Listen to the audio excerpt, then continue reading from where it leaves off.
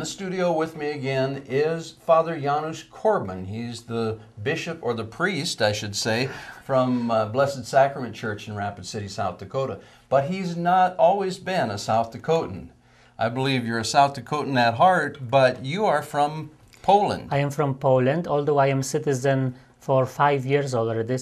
I am very proud to be citizen of United States. We're proud that you are. And Father, you know, some of the folks who are listening to us today have no comprehension of life under communism, under really stringent government control. But you lived it, didn't you? Yes, I lived. I remember my childhood, my teenager years, how difficult it was to live under the communistic regime. What was the most difficult thing that you remember about that? I think the most difficult things were we didn't have much food to eat, we didn't have clothes to wear, but also there was time when people, like in 1981, when the martial law came to life in December 13th, we were not allowed to go to churches because any gathering was illegal. So people went to church anyway, but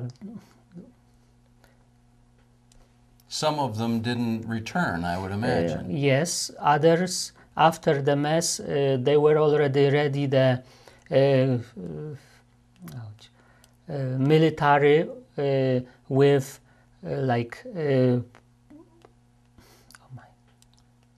I would imagine that the military would be there waiting for them and arrest them. Military would arrest, and also firefighters would have their hoses with water under pressure that would break bones of people.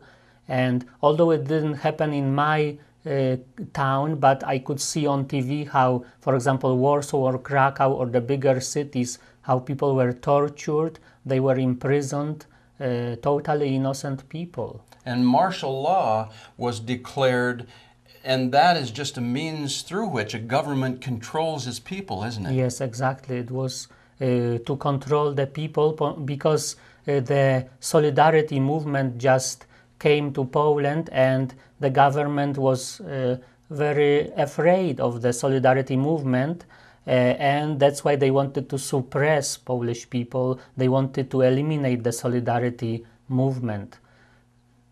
Well, I feel some solidarity with you because I'm a fourth Czechoslovakian. So I think there's a kindred spirit in this studio today. Ja mám krásný den is one of my favorite phrases.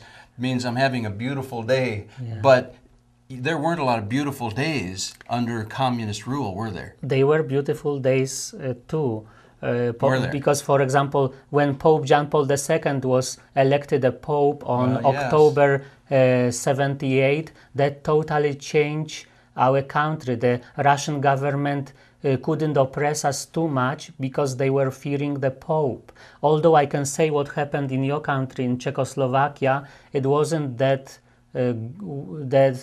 easy because, for example, one time I spoke with a priest who was a priest for over 20 years, and he said his mom didn't even know that he was a priest, because if the government caught the mom, if the government tortured the mom, she could give up that her son is a priest. So the church was underground. Nobody knew who was the priest. So for 20 years, his own mother didn't know he was a man of the cloth. Exactly. She didn't even know. In Russia was also very bad. For example, if they wanted to send priests to Siberia, they would send a child to a priest. Maybe they would give some bribe, like a candy for a child, and they asked the child to ask the priest if there is God. If, of course, priest would say, there is God. So this was considered as evangelization, and for this reason, the priest would be sentenced for hard work in very cold Siberia regions.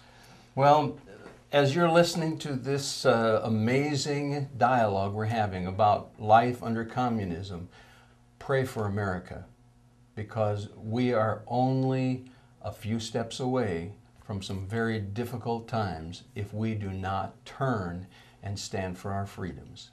Thanks for joining us today.